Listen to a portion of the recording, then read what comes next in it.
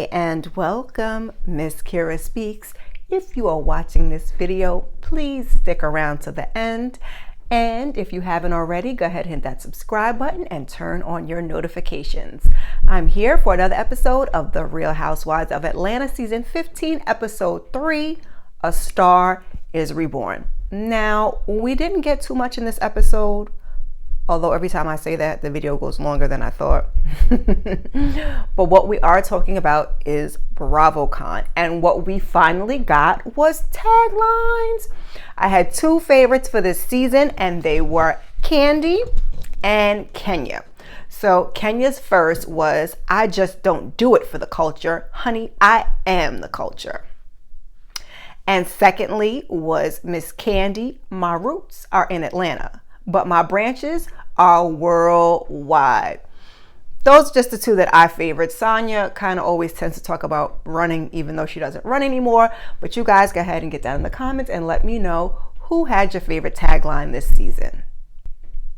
So we open up with Sheree, and she's having brunch for her and a few of the ladies, and everything looks and sounds absolutely delicious.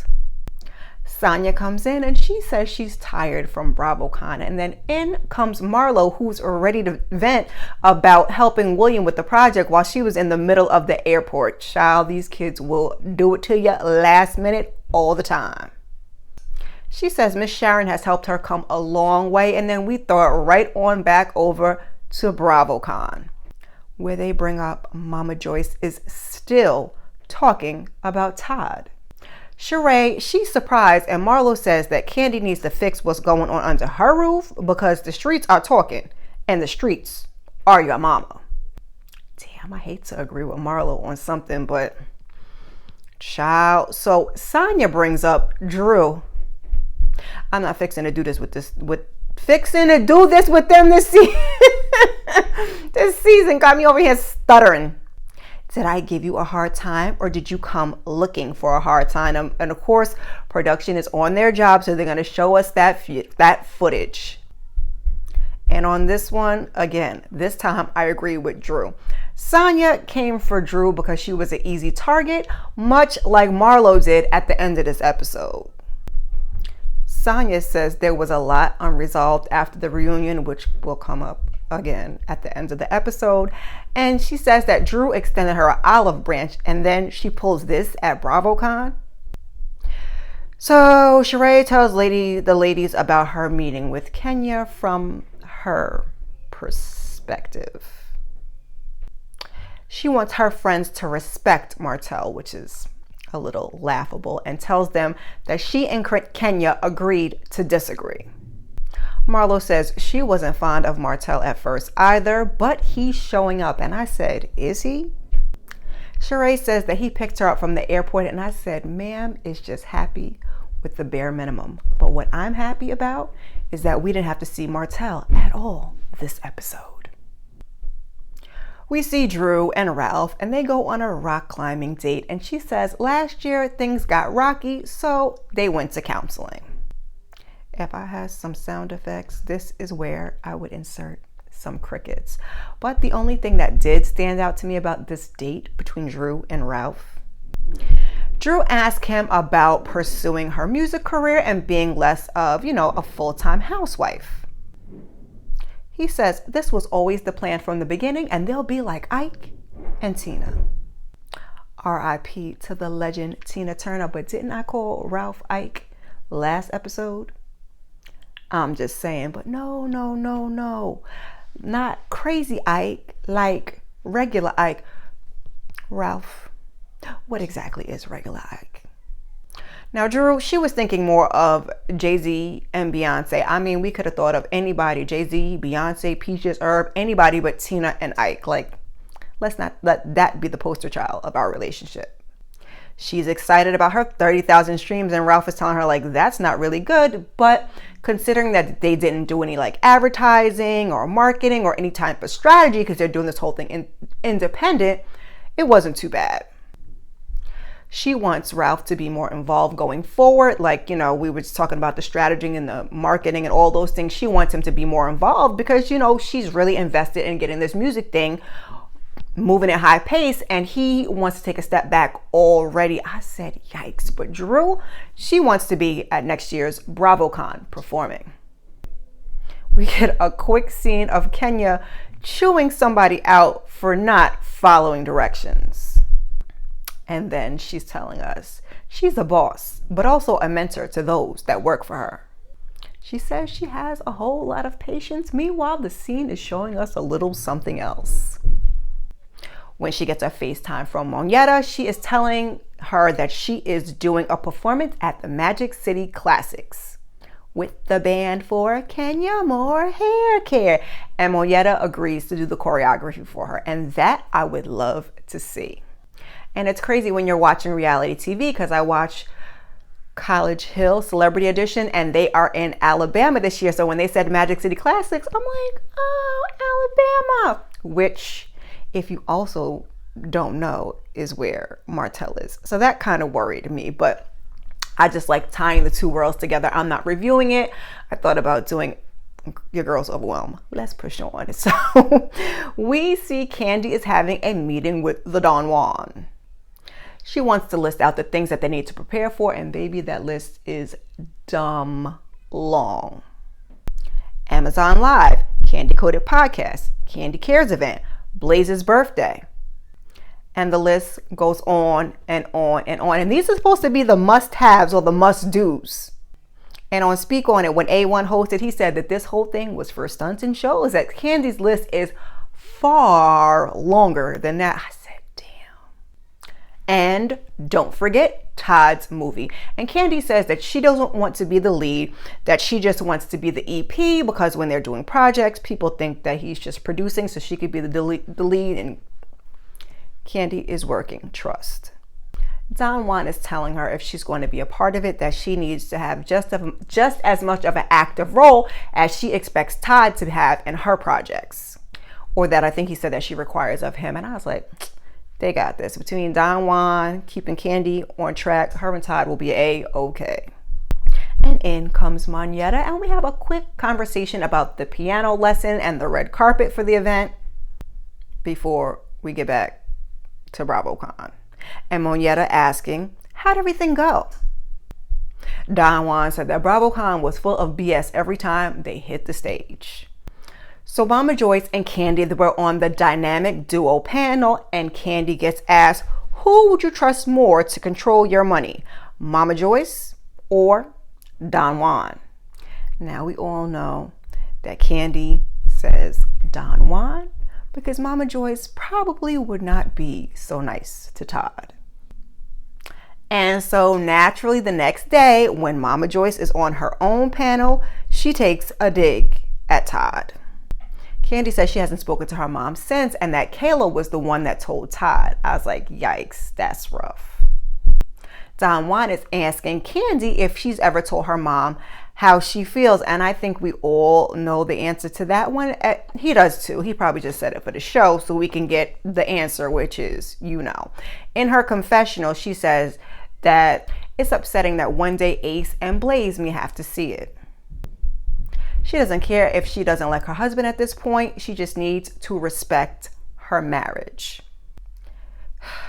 I know a thing or two about problematic mamas. And Candy needs to go to therapy and exercise those boundaries. Ralph and Drew are about to have cousin Courtney over when Candiace calls Drew on the FaceTime. These two, they've become fast friends, and Candiace is touring, and she's in Chicago, which is where Drew's from. She tells her that Shamari was supposed to be a special guest, but she couldn't make it. I just love to see the camaraderie between the housewives. But since she can't make it, she asked Drew to step in, and you know Drew, she's excited and nervous. And they start talking about inviting all the people. So Courtney shows up with her ex-partner Bryce, and Drew is like, oh my gosh, we were in a movie like 10 years ago.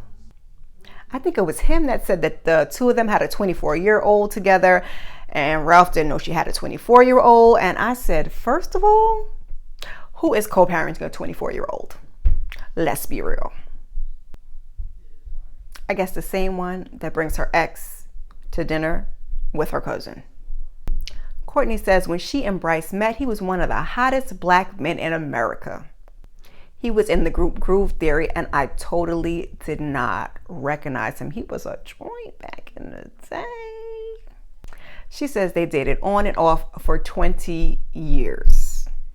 Side eye to him. And it's kind of looking like Courtney might have been the type of person to say that Kandi was her friend. Looks like ma'am likes to name drop. I mean, I'm joking, but not really. So they're enjoying themselves and they take shots, and she's telling her about the call from Candiace. Drew then decides to FaceTime Kandi to invite her. So Courtney, she goes in the other room with the guys. Soon as Drew gets Kandi on the phone, she's like, say hi to Courtney. Wait, no, Courtney's Ralph's cousin. And Candy's like, and so you decided to call me? What? I don't ever want to be messy. I said, Drew, stop. So she tells Kandi all about the performance, and Kandi says that she will be there. Bye. Sidebar, that food looks amazing. So Drew then invites Courtney to come to the performance. She says she'll be there, but she doesn't want to make anyone uncomfortable. You know, I wouldn't be mad if they got rid of Courtney and brought in Kenya's friend Akila from episode 2. Like, I'm just saying. So Courtney then brings up how Sonya said at Sheree's house that she should confront Kandi. And then in public, Sonya denies it. And Drew was like, yeah, you got to watch out. Sonya can be a little tricky. Facts. And we know the rest. It's about to look all kinds of disjointed because I was missing a page of notes. Child, baby, let's get back into this thing. Now, I'm only bringing up this next scene super quickly because it comes up at the end of the episode in regards to Marlo, because otherwise I could skip over all Marlo's scenes if you ask me. So she's in the car with the boys and they're just having casual conversations about grades and buying them things, you know, kids. She's talking about how they're here to stay, and I forgot to mention in episode 1, I believe, Marlo mentioned that her sister was home and hadn't had any contact with them. I was like, that's rough. So Marlo says that she's very protective of them. And then she brings up that she lost her older nephew a few years ago to gun violence, which again is the only reason why I even mentioned this scene. So now we get to the very last scene where Drew is due to perform with Candiace, and she's nervous and she tells her how she loves her song. You know, Drew's there with Courtney and Ralph, and they show us Dr. Heavenly shows up. We see Kenya, we see Kandi, and we see Monietta all show up. And then Sonya, who says she wants to start over with Drew. Now, when Marlo comes in, it's pretty quiet. We get like a few hellos. And when she goes to the bathroom, Sonya's like, so we're not talking to Marlo? Kandi did give a dry hello, but she says that she's keeping her distance. And Monietta is salty about Marlo in Jamaica saying that Kandi gave her permission to something child. And she just can't be fake is the moral to the story.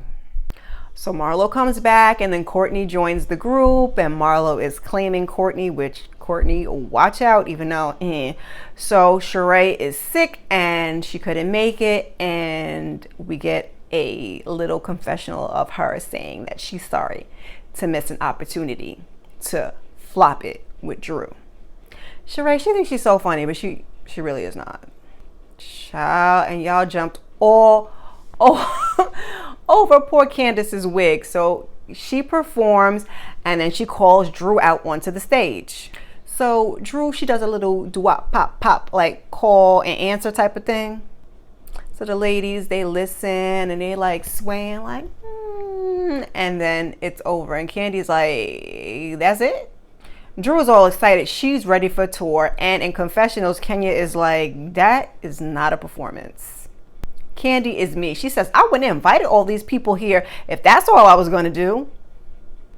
Sonya says she ran her 400-meter medal longer than it took Drew to sing her doo-wop pop pops.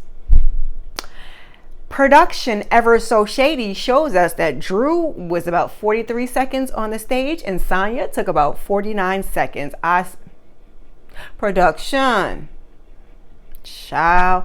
So meanwhile, like I said, Drew is super excited and she's talking to Ralph, and then she says in her confessional that Candy is not gonna be the only one to win a Grammy much longer. And I said, I guess if you can't believe in yourself, then who can? So after the whole thing's over, they're at like a wine bar type of situation. So they meet in the back in like a private room, and they're gonna have like a little chit chat. So Kenya is asking her why, she only got the woo woo woo moments, and Drew says that she was basically there to support her friend. Kenya is telling her she's proud of her and she wants to see more, and she tells her how Sonya gave her a standing ovation. But Sonya, she gives Drew a few, nice words before she brings it on back to BravoCon. Drew thought the whole thing was about the merch, and Sonya explains to her, no, it was the hair flip at the reunion, and then they finally end up squashing it for now. And I promise you, this better be the last Drew and Sonya beef for the season. I'm gonna need y'all both to find a new storyline. So I think Sonya, anyhow, Candy gets into how Courtney has some things to say about her to Sonya.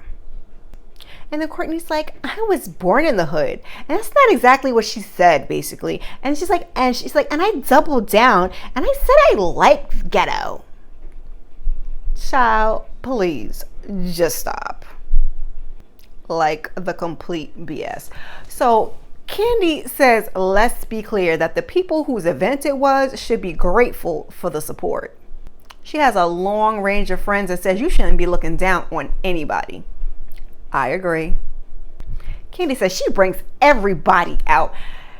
And it gets a little heated, but it goes nowhere. And Candy in her speak on it said that, it was far more than that, but they edited it out because she's only the friend of the show. So they wasn't going to let Candy give her that much energy, is basically what I took from it.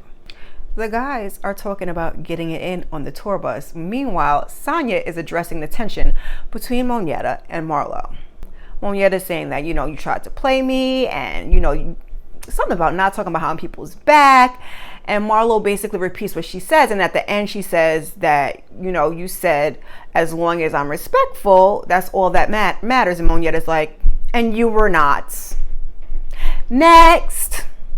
So Drew asked Candy what happened at Blaze, and I swear the production team put her up to that one. She said she was there just 2 days before, and that, there was an incident. The incident was on the news. And Marlo's like, you mean the shooting? She says that happened at Blaze. And Candy's like, they're fine. It's a private matter. And then Marlo's like, all right, I'm ready to go, because Candy gets to talk about whatever she wants to or not. Candy says, let's talk about you cutting a girl in the face. How about that? And Marlo's like, that's my past. This is 20 years ago. So wrapping that whole thing up, Drew, she kind of diffuses the situation, and everybody's kind of saying their goodbyes and they're going on their own way. Everybody's about to head out, and then we see 30 minutes after production wrapped, Drew is talking to Marlo, and she's explaining that she was at Blaze 2 days before it happened, and so she was concerned. And Marlo was upset that she couldn't say shooting. Drew's like, listen, I'm from Chicago and I know loss, and I'm definitely, she wasn't trying to make a moment. And Marlo in her confessional is saying something about it being triggering, I guess. Marlo says that her nephew, who is dead, used to work at Candy's restaurant. She says in her confessional that 2 years ago, when she texted Candy about it, that she didn't seem to care. They showed us the text messages. That's not what I got from it, but that's Marlo's version of the story. When she saw her the next day, she said she pretended like she didn't know, she didn't have any idea what she was talking about. And they show us this unaired footage. And Candy also talks about it on her speak on it if you want to know her side of the story, her take. Because otherwise I could be on here for a really long time. Drew is basically, Drew typically don't want smoke. So she's trying to be rational with her when Marlo hops up and says, her nephew is dead, bitch. And she just walks out. Drew looks perplexed as Marlo stands outside and hollers, and that is where the episode ends.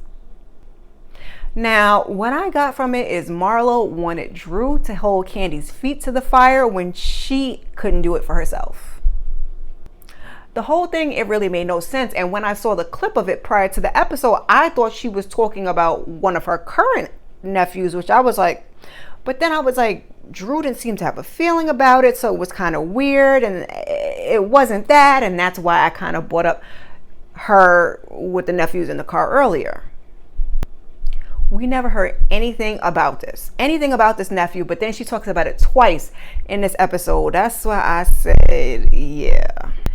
Even though it's something that's true, it just gives you that feeling of storyline. Like, I know they got a show to put together, child. At the end of the day, I am just tired of Marlo. This is going up late, so I will just stop here. Please put your thoughts, comments, questions, concerns about this episode down in the comments, or just let me know that you stopped by, and I will see you guys in the next one. Peace.